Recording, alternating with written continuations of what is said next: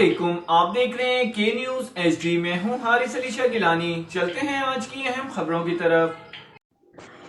رخ کریں گے ساہیوال کا، جہاں سے رپورٹ کر رہے ہیں ہمارے نمائندے شان احمد۔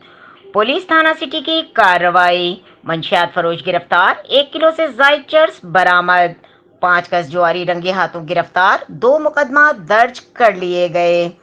ڈی پی او ساہیوال صادق بلوچ کی احکامات پر ساہیوال پولیس کی جرائم پیشہ عناصر کے خلاف کارروائیاں جاری ہیں۔ ایس ایچ او تھانہ سٹی سب انسپکٹر انصر خان نے ہمراہ ٹیم کارروائی کرتے ہوئے منشیات فروش ملزم طلحہ کے قبضے سے 1420 گرام چرس برآمد کر کے ملزم کے خلاف مقدمہ درج کر لیا، جبکہ پل بازار کے قریب سے 2، جوگی چوک سے 3 کس جواریوں کو گرفتار کر کے ملزمان کے خلاف 2 مقدمہ درج کر لیے گئے۔